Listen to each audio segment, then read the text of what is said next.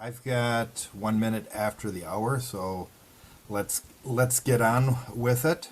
We have our presenter tonight is Teresa Flynn. She's going to go over some of the basics of general membership drives, and then we'll have a discussion about how clubs can focus their membership drive efforts to get the most bang for the buck. Oh, it's Laura. Okay, now I recognize the top of your head. So if you don't know Teresa, I'll introduce her uh, by saying she has been a very active member of Toastmasters as long as she's been in, which is I'm guessing probably around 10 years or so. She's she's done a lot. She's done almost everything. She's been a member of the deck in various different roles as both an area director and division director, and has taken on a number of leadership positions. She's currently working on club coaching, a very important role in our district. So with that, why don't we uh, why don't we hear what Teresa has to say tonight?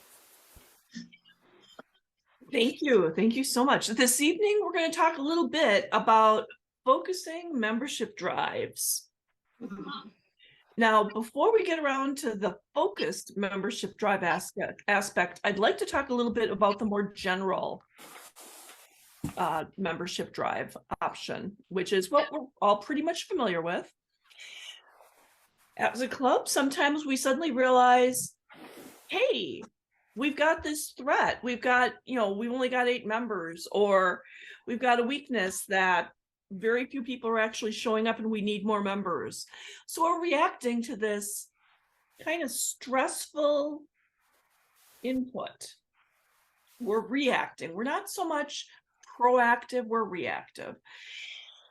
And one of the things that we can do as Toastmasters is, rather than just being reactive and saying, oh no, we need to have a membership drive because we have fewer than 9 members, is sitting down as a club and doing, moments of truth, or doing a SWOT analysis about what our club is doing. Because obviously the numbers don't really lie, but having a chance to sit down as a group and bounce around ideas, bounce around your opinion about what makes your club awesome and unique, you can get the ball rolling. And it gives you a chance to think a little bit more about what you should do more of. Some clubs are very professional, some clubs are more informal, some clubs focus on doing a lot of educational things. Some clubs do a lot of networking and a lot of storytelling, and those are all awesome. Those would show up as your club strengths. You might also have opportunities. You're the only club for 20 miles. You have a really convenient time that's right opposite stuff that other people do, that this way spouses are really, really enjoying the chance to do this at this time. Sitting together, coming up with these strengths and opportunities, even the weaknesses. We haven't really nailed how to bring in new members yet. Maybe we should sit down and make sure we have a new member package. Maybe we should send out some information to guests so they know what to expect. And then, of course, there's the threat thing. We're a corporate club and they just let go an entire division, or a whole bunch of our members have decided not to renew because they just got rid of an entire division, even though we're not a corporate club. They're moving. If you sit down as a club, if you sit down, not just the officers, but everybody, and come up and talk about strengths, opportunities, weaknesses, and threats, it helps get everybody on the same page, so you get a better idea of the tools you have available as well as the challenges that you're facing. I'm not sure how well this is going to go over on your screens, but this is a little review of general membership drive information. Make sure ahead of time you've got a solid meeting planned and staffed. You've got your agenda ready. If you have a very small club and not everybody's able to attend, reach out to your area and division directors, and they might be able to help you bring in additional people. Reach out to Robert Wall or Jason or even me. I took a survey a couple of weeks ago, and we do have a couple of people out there who are willing to stop in and help with specific clubs, just for a meeting or two.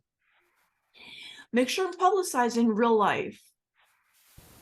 This does not mean just putting it on your Facebook page. It does not mean just putting it on your free Toast page. It means publicize using, your old-fashioned posters. Publicize using postings to different social organizations in your neighborhood. Publicize to, different professional organizations.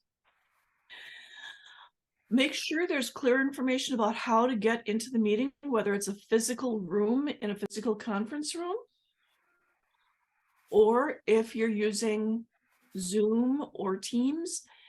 If you can't put the link directly in the information and make it clickable, make sure it's super easy for people to receive that information. People like clicking without having to type. So if you have an email address that you can make clickable, that can be a really great way of helping people reach out to you more easily. And then, of course, reach out to guests and share membership information once those people have expressed information. If you've got a whole bunch of guests and nobody reaches out to them afterwards, they probably aren't going to turn into members, right? So these are the basics of your membership drive. Maybe you come up with a theme, maybe you come up with something really fun, but these are the basics. Now, let's think a little bit.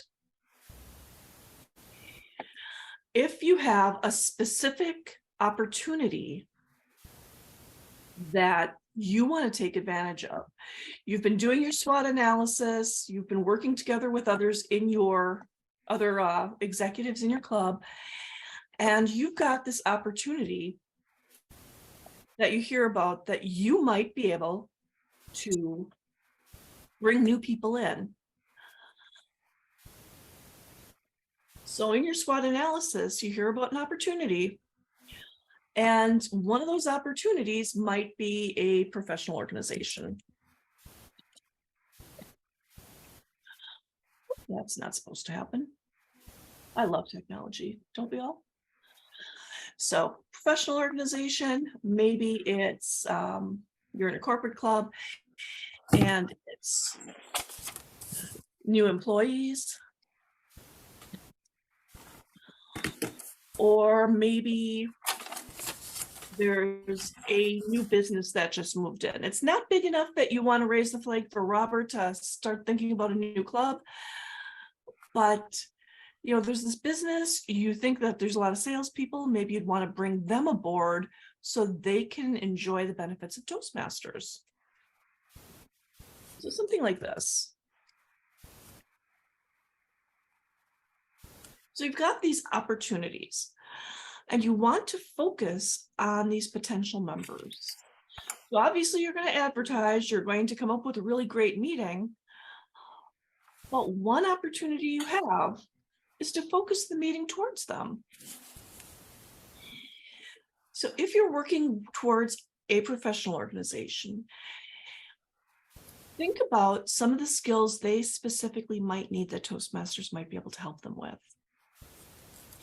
If they're in the training sector of human resources, obviously being able to do public speaking and do training and share information verbally, these are all core components of Toastmasters, and putting it out there can be a really great draw for those people.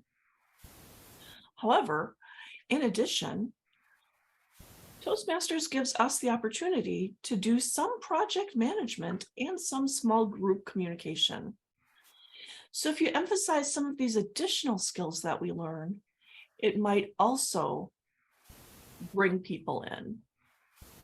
So publicizing a variety of the great things that make Toastmasters can help you bring these new members in.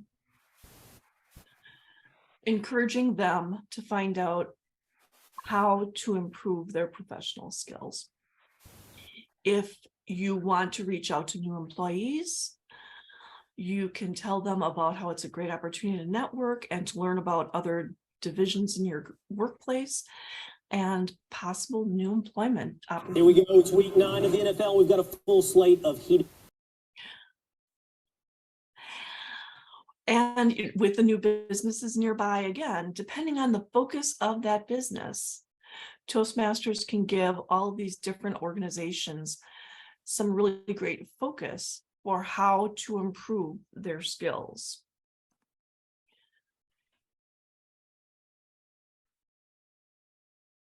One other option that we can look at after our SWOT analysis is going to be finding out what our club's strengths are, because as I mentioned, all of our clubs have strengths. And being able to leverage those strengths into a way of bringing more people in is definitely a great opportunity. So if your strength is that you have, lots of experienced professionals in the club, maybe you have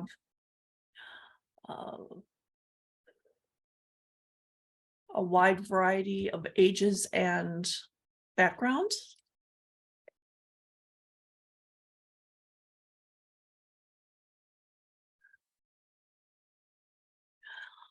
Otherwise, maybe there's the chance to network.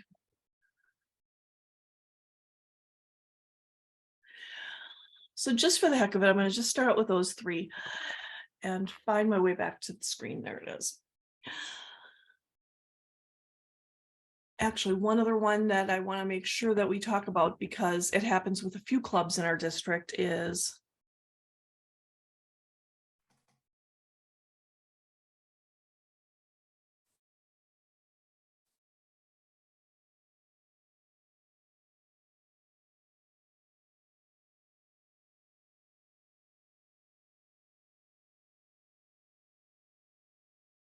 something we don't really think about as a bonus of Toastmasters, but it happens, is socializing even within a community. And sometimes you can use that as a focus to go into a specific skill set or a specific topic. We can consider changing a club from a traditional Toastmasters club where the members aren't growing, the membership isn't growing, to a club where maybe we focus on storytelling. Everybody loves talking about their family and their grandchildren. Maybe sports.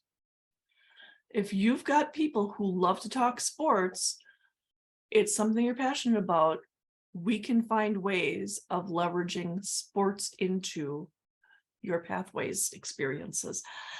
There's different ways of pivoting some of the strengths that you already have in that club into how to advertise for members in a more specific manner. So if your strength is that you have a lot of professionals in your club, whether it's a corporate club with, mid-level management people, or if it's a community club where a lot of different people from different industries are sharing in that experience, it's a great place to suggest that new members can find professional mentors as they're learning their skills. So they're getting not only the professional skill development, but they're also getting that mentorship that can be really helpful.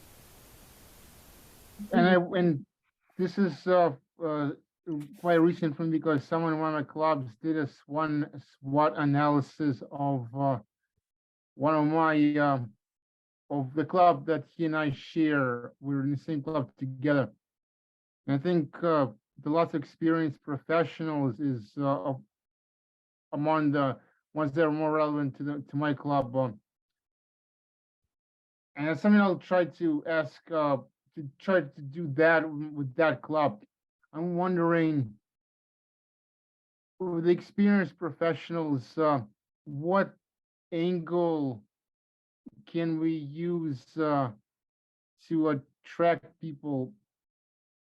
What's an example that you've seen that can draw, have high potential of drawing someone in when we say lots of experienced professionals? When you have a variety of industries represented in your club, and you have people who've been in the industry for a few years who have a good idea of that marketplace, you can use some of their experience and angle the open house toward some of the specific opportunities that your club can offer. So if somebody is doing a speech on mentoring, if somebody is doing a speech on like the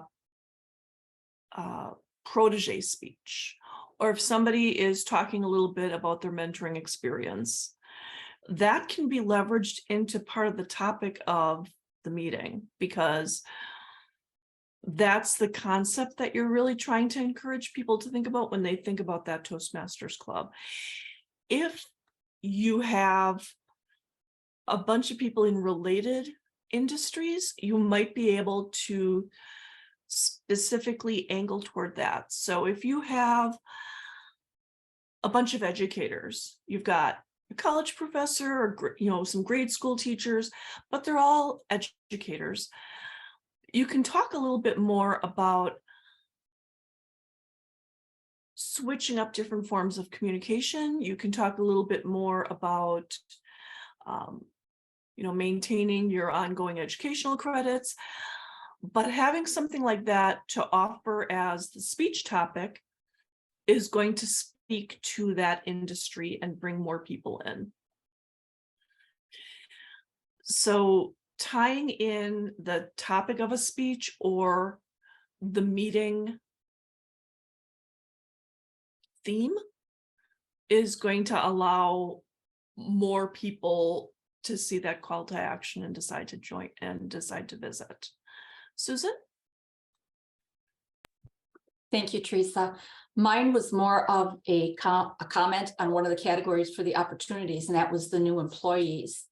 In my previous job, my last job, I was in a corporate club, and we made sure that we had a specifically directed brochure in our new employee or our onboarding information that was given to everybody with their packet on day one. So they heard about it, they knew about it, and then following that, we would take the names of those new employees because everybody knew they were introduced to the company, and we would specifically invite them to come and check us out. Because in a company like I came from, there were so many opportunities to join different groups based upon what you were really interested in, that we had to compete internally to get those people. And they want to join everything in the beginning, but if you could hit on that one nugget that makes them react to come to a possible meeting, an open house, or even a one-on-one with one of the officers or somebody who's already in the club that is in their division or whatever sector, how it's divided in their company, it's really worthwhile. So, it takes a little bit of work because you do have to do some follow-up, but offering that information as we're here. If you haven't heard about us before, we're here for you. And here's some of the things that we have found new employees enjoy about Toastmasters. And if you want to talk with us, here's how you get us. Absolutely. I love that. Thank you. Keith?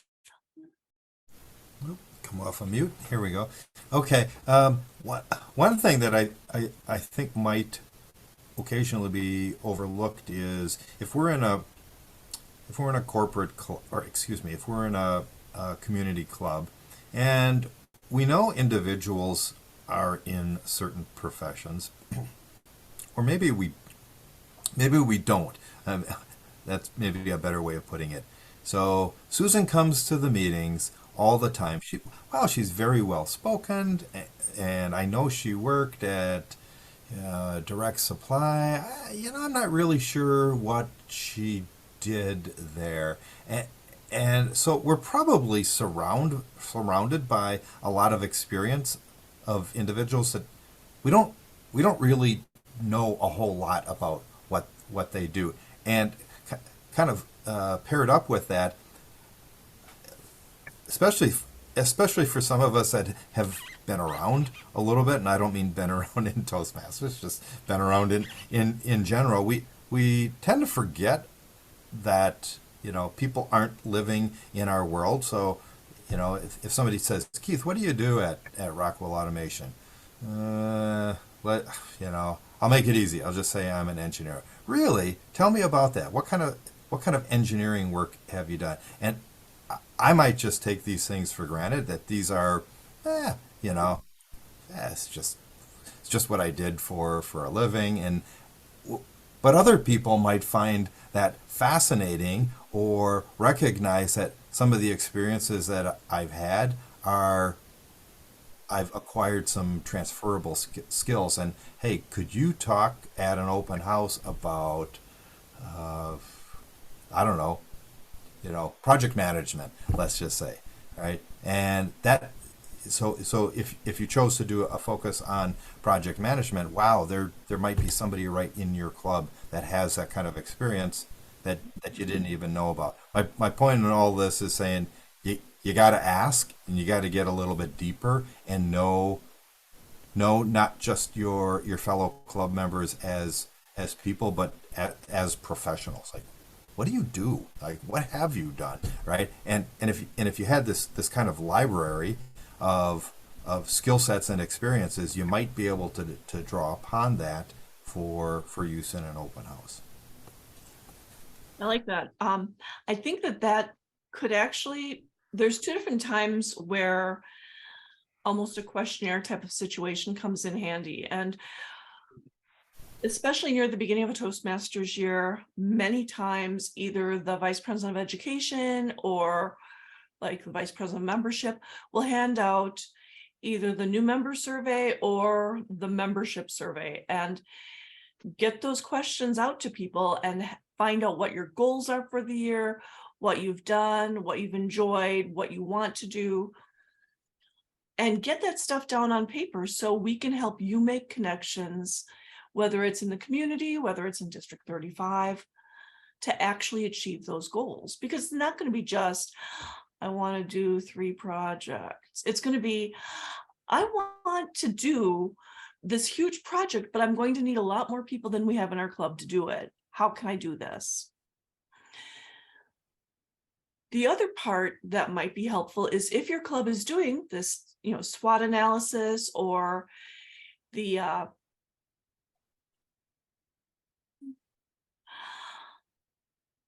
moments of truth, where you're actually discussing.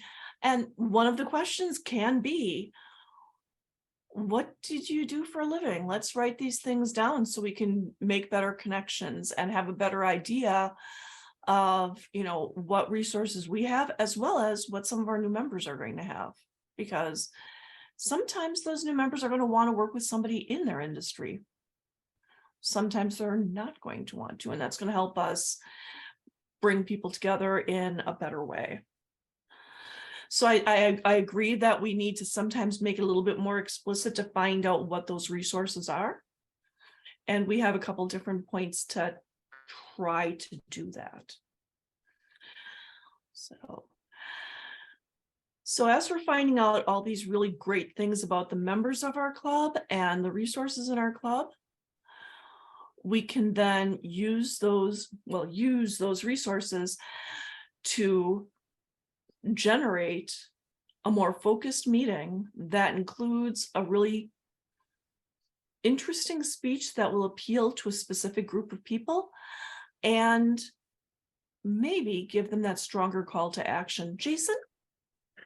Yeah, I was going to go down that road a bit. You know, to me, what I'm hearing and what I think is really interesting about what your comments are, Teresa, is these ideas of knowing yourself and knowing your club, and then using those things to be strategic about how you market and whom you're reaching out to, because you know if you find you have some affinity or something in common, that may help you realize, hey, you know, 70, using one of your examples, 75% of the club are educators. How could we potentially leverage that affinity to get more members?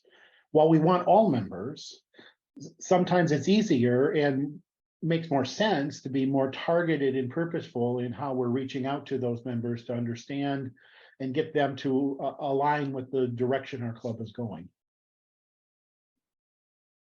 Absolutely.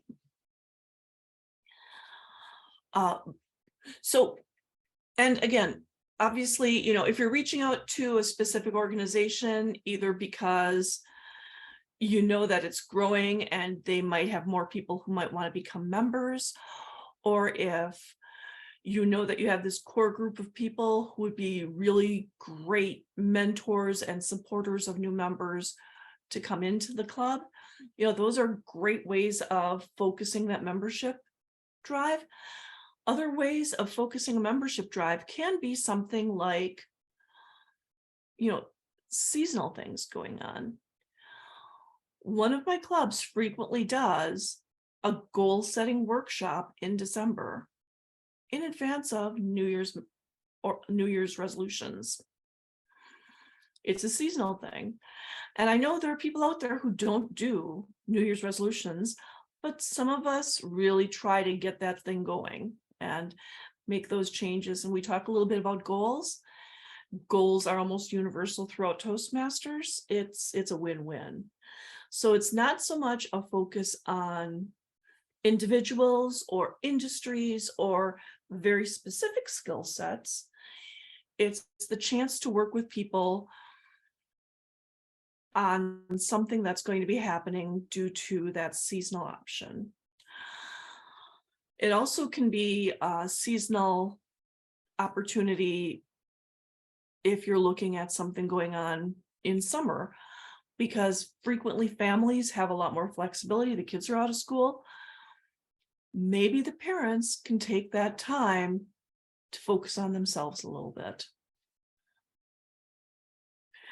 Maybe students can, you know, college students can take that time to improve their communication skills while they're home with mom and dad. So being able to focus a membership drive on something seasonal is also an option. But you're going to want to look around in your community, see what might work better, and then focus your advertising and get ready to have a good, strong meeting to impress those guests and keep them coming back. So,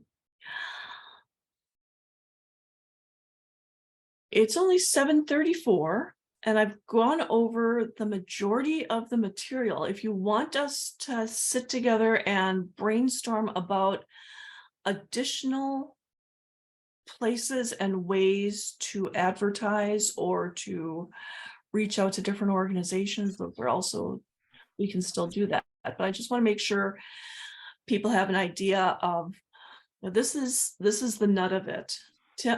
Keith? Yeah, could we talk a little bit about? I mean, we've talked.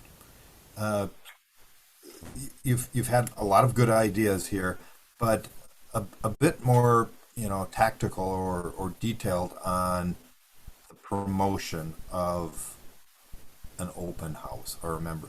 If you're going to do a membership drive, so like tactically, just how do you do that? You know. Okay. Flyers, corporate club, you know, obviously might be a little different. You've got internal communications, but let's just, for sake of discussion, let's say a community club.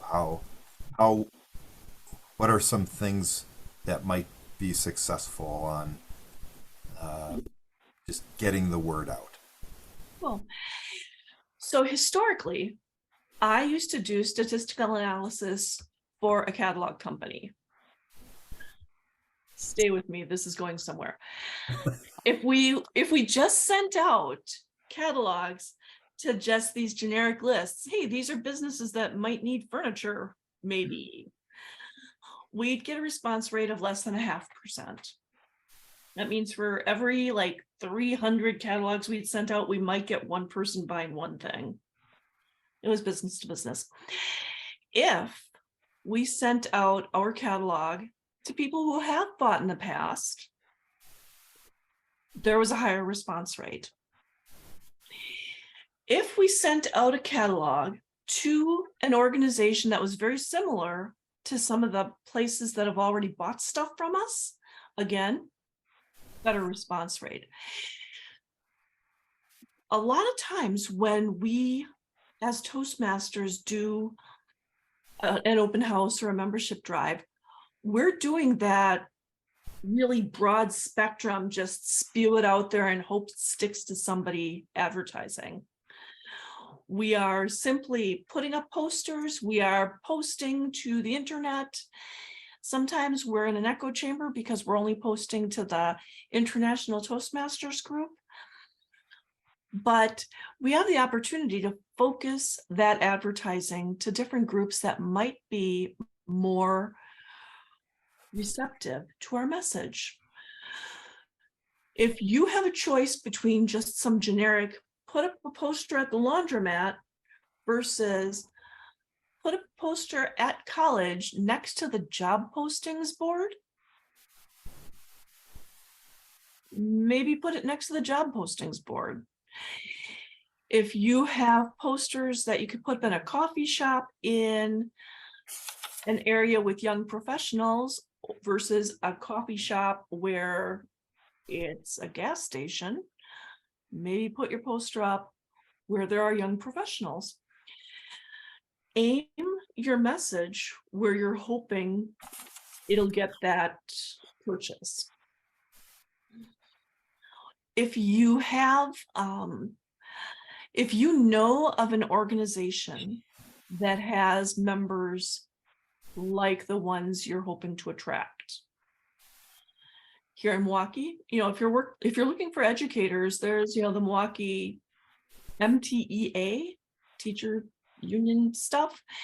If you're at the university, there are so many different divisions and departments.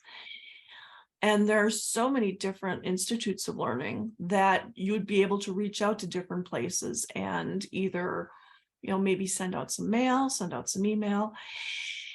If you know of people either in the club or people who have been in the club, they can be your raging fan and help recruit.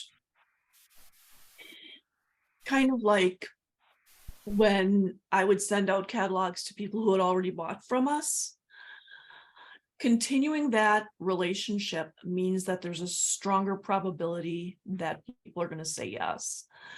So reaching out either to an organization that somebody already belongs with or having somebody that people might already know is going to give them more of a reason to say yes. It's really easy to not say yes to people you don't know. It's harder to not say yes to people you know. So those are some of the ways that you can reach out and ask and invite people. However, one really great way of encouraging people is to find a spark plug. And I have not developed a science to this yet, but if you can find somebody who's excited about Toastmasters in their organization, that's one way of actually giving yourself that boost. You're not just doing posters, you've actually got a human being who's reaching out to other people. So if you've had a chance to sit down and talk to somebody who is in the engineering fraternity, or if you're working with educators, or if you're working with, grad students or something, and you're sitting down and you're talking to somebody who sounds really interested and you're giving them really great information and they're really excited, they can help you recruit. because now you've got an in that organization, you've got an in that community, and they can encourage people to come along with them. So it's better than a poster, but you know what? It's easier to just throw a poster up on Canva and distribute it.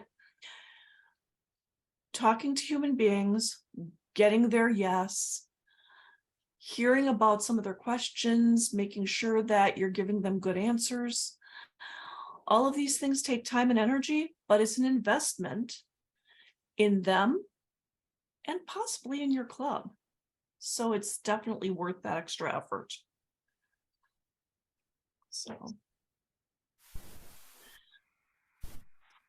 Yuri. Yes, what we just described, Teresa, is something that the same club I mentioned earlier is trying to do. This coming Wednesday, we'll be meeting at what used to be our former meeting site.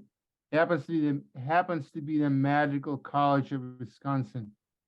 And it sounds like the individual helped us to start meeting there again can be what you would call the spark plug.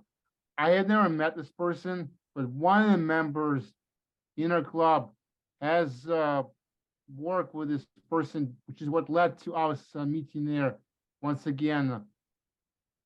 What kind of phrasing? And I don't know. I never met this person. I don't know who he or she is. I will admit I don't even know their title at the Magical College. But through the member that does know them, what kind of and what we're trying to do, we're trying to attract the individuals who work at the Magical College, if not the students themselves, maybe going into the individuals on the HR department, maybe attracting new employees. What kind of phrasing can we use when talking to this potential spark plug to ask them to become our spark plug and help us bring in even one person from the HR department to come to our meeting at 6:45 p.m. on every second and fourth Wednesday, or just the next meeting? What kind of phrasing can we use? What I would probably ask is if they have contact information that you can reach out to them. Because if this is a person who, if the person who is getting your room is somebody who's known about Toastmasters and who has chosen not to bring new members in and who isn't active in your club, there's still somebody that can help you find additional contacts, but they may not be as raving a fan as we'd need. They may not be a spark plug. You can ask them, hey, would you be able to come to the meeting and bring blah, blah, blah? But it's also probably a good idea to just ask if they have a contact information for this department or to reach out to this group or something like that. Medical colleges still have different student professional organizations. They have different student groups that you might be able to bring people in from. So there's definitely a lot of opportunity there. Okay, Jason? Yeah, I'll comment on what you were saying, Yuri. A suggestion that I have, kind of adding on to what Teresa was saying, and this is something that I experienced in a different organization where we were using a facility and they considered us an occupant. And I went to the leader, because that's what you are. You're borrowing space from them. They're not necessarily thinking of you anything other than that. And what I did in this other organization is I went to that person and I started talking with them about how better could we partner with each other. Are there things, or can you connect me with somebody at your organization that may benefit from the things that we're doing in the space that you're so generously providing to us? And that idea of partnership sometimes causes people to think in a little different way versus, well, these are the people that just use this room on Tuesday. I don't really know nor understand nor care what they do. Versus, oh, they do something that may be of value to us, that also makes the bond of them being willing to give you the space stronger. And in my situation, in this other organization, that's what we were worried about. We were worried about losing the space because they were wanting to charge lots of money for it, and we couldn't afford that. But we started to go down the line, well, how can we better partner? And we developed, this was a different university, and we developed some things that we could provide some things to their students and to their faculty that strengthened our partnership. And by that, they basically decided, we're not going to charge you anything from now on, because you're giving stuff back to our community as well in a way that we didn't understand before we had this conversation. So just maybe a different take on it. But a lot of times universities think like that. And that's why my mind went that way, because of this other situation that I was in. Absolutely. Very cool. Tom? Hey there, Tom. How are you doing? I'm sorry I was late, but I'm having trouble with my computer. Glad to have you. I don't have answers as much as I have questions and ideas. I have a simple question. How many of you have I would say professionally designed business card in your wallet or purse or pocket? I see 2 You mean for the club or as an individual? for the club. Yep. I see 1. If you are, okay, Todd's got one. If you meet a stranger at the coffee counter, if you don't have one, you should. Another question. Todd, I'll ask you specifically. What's the name of your Toastmaster club? The Dollard Toastmaster Club. What does that tell a stranger? It tells a stranger that it's in the city of Dollard. What difference does that make? Well, typically, if I'm handing it out, I'm going to be handing it out to people who live in the city of Dollard. The question is being driven by the fact that, does he know what Toastmasters is? On the card, there is the date and details of where we meet on the front side, and on the back side, there's a small blurb about what is Toastmasters.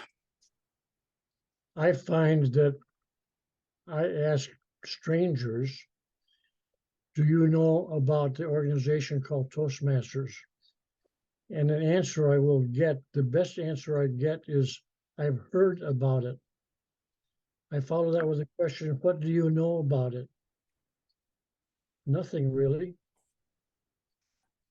Isn't that sad? We've got to get people aware of what Toastmasters is. I think the majority of clubs, I think the Walworth County Toastmaster Club name needs to be changed, Laura. It doesn't say what you are. So consider the name of your club and what it is. I just recently convinced our new club president to change the name of the Janesville Toastmasters Club to Rock Solid Communicators. Does that say something? I think it does. I hope that it works. The other question I have, or idea that I have, is if you hear on the news, radio, TV, anyone who is talking, and if you can get access to how to contact that person, contact them and call them and tell them, I would like to invite you to attend the Rock Solid Communicators Club. That's the best way to invite people, is to make a personal invitation, not because they're a friend. Of all the people on this call tonight, were to each one of us call our friends, in total, we do not have enough friends who need Toastmasters that it's going to make a difference in the size of your club. When I was invited to Toastmasters, a stranger called me on the phone. You've heard me tell the story in some of my speeches, but I'll repeat it. He said, I would like to invite you to the next Tuesday night Toastmaster Club. I had heard of Toastmasters. I didn't know about Toastmasters as to what it was. And I said, I'm sorry, but I'll be busy next Tuesday night. He came back with a bait, a lure. He said, that's okay. And 2 weeks later, you're going to come to one of our meetings and we'll show you how you can improve your radio garden talk show with your communication skills. That was a bait. He wasn't fishing with a net. You fish with a net, you don't know what you're going to get. But if you have a bait or a lure, I think that's the difference in how we approach people. I think our effort should be directed towards finding ways to know where people are that could benefit from Toastmasters. They're not going to be a good member if they're a friend only. Those are just some of my ideas. I think the most important challenge that we have in Toastmasters is to replace the members we've lost. But we aren't the only ones that have lost members. Service clubs. When I was the president of the Lions Club, we had 107 members. Now we have 36 members. All service clubs have lost members. Rotary has lost, in some clubs, over 50%. And churches have lost members. Why? I don't know if anybody knows the total answer. People have different values. They have more things to do with their time. But there's one organization that has not lost membership: athletic clubs. And my analysis of that is they are joining the athletic club for a self-improvement. How many of you heard an ad for Toastmasters that focuses on self-improvement? Anybody? Many of the ads that I put up to. Toastmasters is one of the basic, Toastmasters provides one of the basic human needs, along with food, water, shelter, safety, security is another one that's at the top of their list. I can't say it, self-improvement. Actualization. That's what we have to sell. We want, and that's the bait, the lure that was put in front of me. Come 2 weeks later, and we'll show you how you can improve your communication skills on your radio program for gardening. That was 44 years ago. The stranger. When I meet people at a restaurant, and they recognize me because of my name in the community. And they'll often say, hi, Tom, how are you? You know what my answer is? Too sharp to handle. They laugh. That opens up the door to some communication. Out of my pocket, I have a business card that sells the merits of a Toastmaster club. Everybody on this earth wants to be safe. They want food, they want water, and they have a basic human need for self-improvement. And that's our selling point.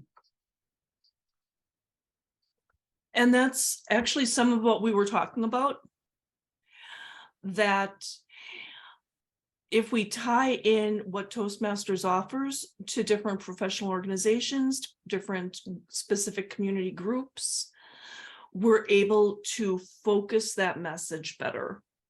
So rather than just being generic, by focusing on educators, we're able to emphasize being able to think on the fly, being able to present better, being able to come up with new ways of presenting and keeping those kids more focused, and being able to develop those skills better to be a better educator. If we've got members who are in technology, we can also encourage them to do different types of communication to make them more flexible in how they work with other engineers or their clients or any of those other people.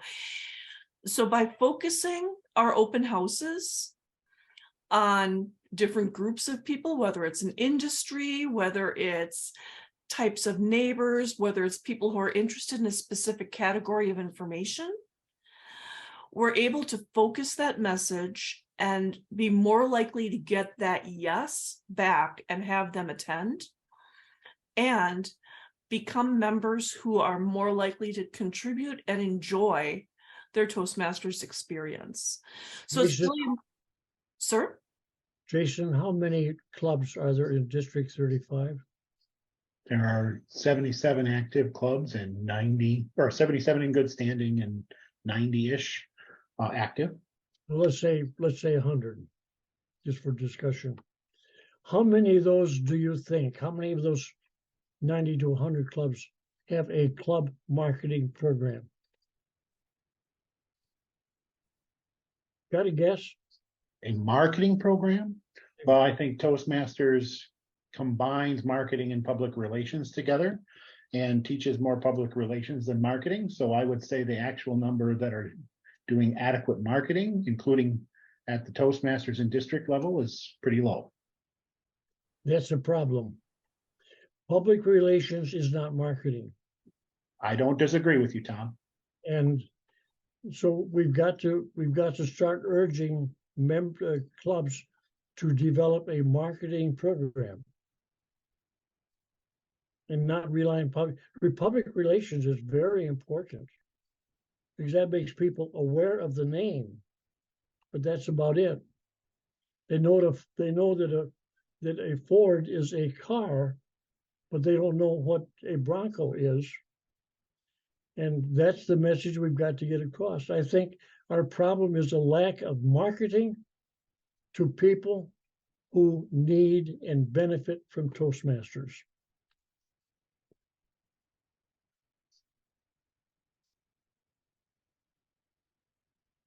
That's my speech.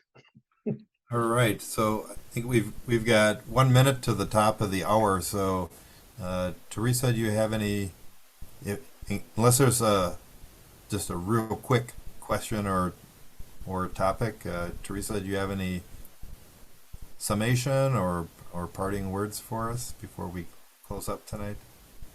I hope people are able to reach out to their club members, find out what makes your club amazing, and get that word out. Keep sharing Toastmasters. All right. Well, thanks everyone. Thank you, Teresa, for leading this topic tonight. Thanks everyone for your attendance, your contribution to a lively discussion. In 2 weeks, we have a speaker lined up, but we don't have confirmation of that yet. So within the next day or so, I'm going to be looking to firm that up. So, but we certainly will have a topic. I've got a number of presenters who have said, hey, on short notice, if you need me to fill in, I will. So I'm trying to solidify that. Oh, the question was, what is the proposed topic? It is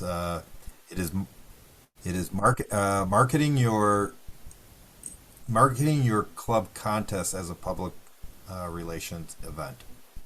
So it's about how to take the contest and make it something, something that people other than existing Toastmasters would want to attend.